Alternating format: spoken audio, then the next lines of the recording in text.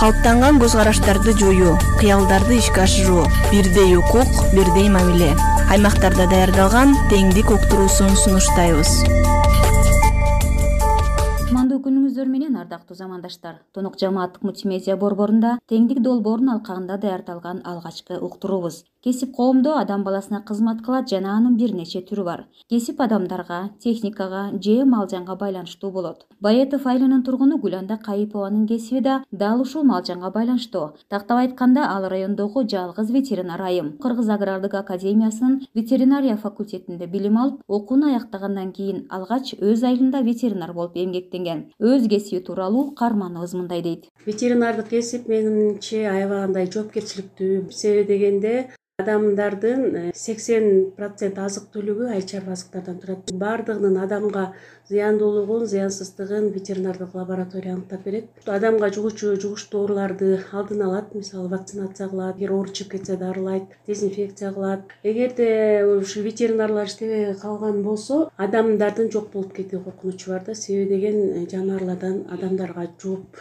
адамдарды бүт бойдон кырылтып салуучу дагы оорулар бар да. Же болбосо бул улут катары кенофондун жоголушуна, же болбосо тукумсуз болуп калышына алып келүүчү оорулар бар. Адатта мал ооруларынын клиникалык белгилеринен аныкталат. Мал ээсинен ар кандай сурамжылоо жана лабораториялык текшерүүлөр жүргүзүлүп, илдетине жараша көрсөтмө берилет. Булардын деле температурасын ченеп, дем алуу органдарын, жүрөктүн согушун тыңшап, диагноз боюнча назначение берилип дарыланат. Малдарда деле хирургиялык ооруларына операция жасалат.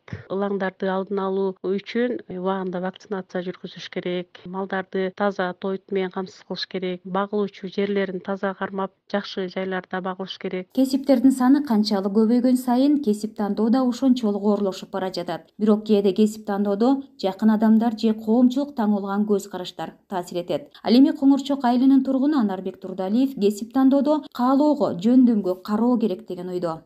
Азыркы заманда бул кесип тандоодо баары эле бирдей деп ойлойм.